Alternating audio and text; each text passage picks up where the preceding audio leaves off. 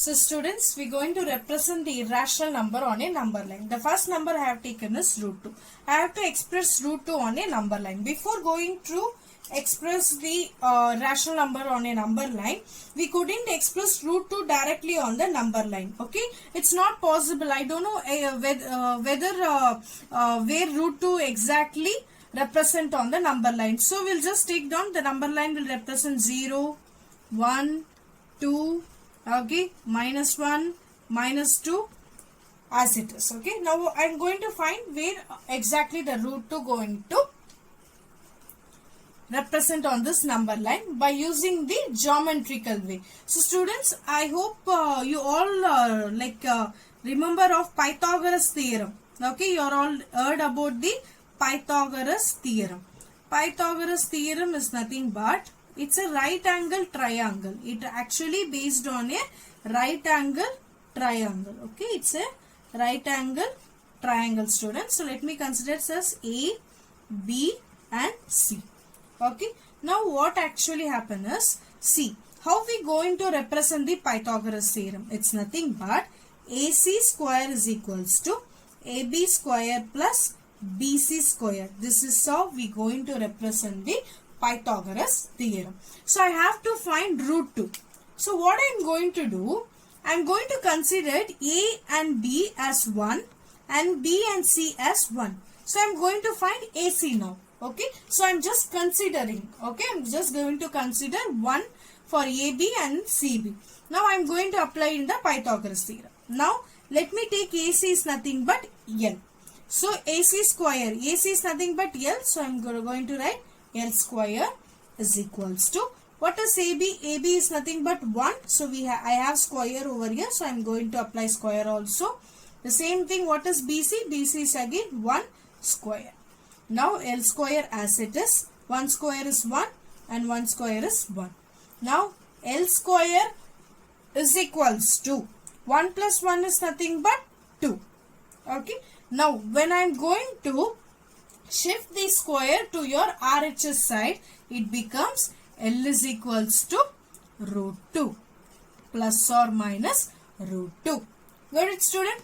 You got it? How we going to represent the root 2 on a number line? By using the Pythagoras theorem and right angle triangle, we are going to represent the root 2 on the number line. So we have to represent positive of root 2. So I am going to represent the positive of root 2. If it is of negative of root 2, I am going to represent it this side. Now for this, what you want to do is that take a scale and a compass. Okay, take a scale and compass with you. So students, you just remember what is Pythagoras theorem. Okay, AC square is equal to AB square plus BC square. Now student, so I have taken 0 to 1 with these distance. With the same distance, what I am going to do, so somehow approximately I am going to take the distance. It's not actually 1 centimeter or 1. Let me take this as 1 unit. Okay. So as I represented in the triangle, I will take the base part as C and B and this as A. Now I understood you could correlate, right? How actually I am going to represent this right angle triangle in the number line. Got it, students? So I have taken C as this point and 1 as B and this as A. Okay, so this is let me consider 1 unit, not actual 1 centimeter, because I have not taken 1 centimeter. So let me consider this as 1 unit. 1 unit. Your CB is BC is 1 unit and AB is 1 unit. Okay. Now what I am going to do, I am going to join A and C. Now I am going to join A and C. Okay. This is nothing but L. This is nothing but L. Then how I am going to find root 2 in this right angle triangle? Okay. So we already know L is nothing but root 2. But how I am going to consider it on this number line? So students, what I want you to do is take a compass from the point of C to A or A to C. Just take the measurement. Okay, just take the measurement and from the point of C, just draw a arc. Just draw a arc or a circle Okay, circle is not necessary. You can just draw a arc. Okay, so in this line where actually the arc is coincidence, it is coinciding here. This is nothing but, let me take this point as P. P is nothing but root. So what is the root 2 expandation? Is nothing but 1.41421, it goes on. So exactly over here root 2 actually represent. So root 2 represent here on the number line. P is nothing but root 2. So let me consider P is equals to root 2 on the number line. On the number line. Got it, student? Hope you understand. So you want to know what is Pythagoras theorem and how to represent the Pythagoras, that is right angle triangle on a number line, and how to represent the root 2. Nothing, student, you have to take a compass and you have to take the measurement from C to A. Okay, from C to A, and again from the point of C you are going to draw an arc. Again from the point of C you are going to draw an arc.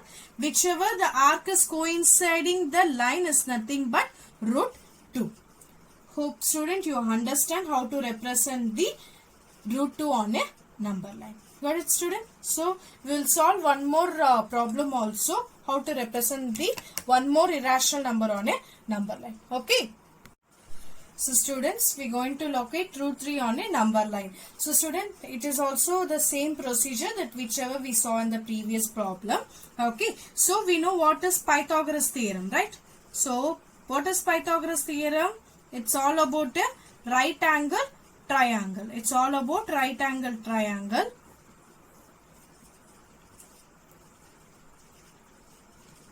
A, B, C. Okay. So how we going to represent the Pythagoras theorem is nothing but AC square is equals to AB square plus BC square. Now students, we already represent root 2 on the previous problem, right? So let me draw a rough sketch of it. So somewhere over here actually root 2 represent. Okay. So somewhere over here actually root 2 is represented on the number line. Okay. Now I have to represent root 3 on a number line. So after root 2, root 3 will lies. So somewhere over here root 3 may lies down. So what I am going to do, now I am going to take this distance as root 2. That is nothing but your CB is nothing but root 2 now. AB is always as 1 and you have to find your AC now. Okay, got it, student? So I already find root 2. Let me take, that is your C and B, that is BC is root 2, and as usual AB is 1 and I have to find the L now. Got it, student? Now what actually happens? So let me represent AC square is nothing but L square, AB is 1 square, BC is root 2 whole square. Now L square as it is, 1 square is 1, square and square root will get cancelled, so 2. L square is nothing but 3. Now L is equals to, when I shift square to your RHS side, it becomes plus or minus square root of 3. Understood, student? Now I want to represent plus 3. Okay, so it will comes under this side, that is 0, 1, 2. I already know somewhere over here root 2 will lies, whichever we solved in our previous problem. Got it, student? So let me explain. Okay, so this is nothing but your C and B point. This is nothing but your C and B point. So this is nothing but your A. Okay, I am going to join A and C now. That is nothing but your L is equal to root 3. Now I want to find where exactly root 3 lies on this number line. Okay, the same procedure, students. Take a compass from A to C. You just measure by using the compass. You are going to measure by using a compass. Okay. Now what are you going to do? From the point of C, we are going to draw an arc which exactly coincides the A. Which exactly coincides the A.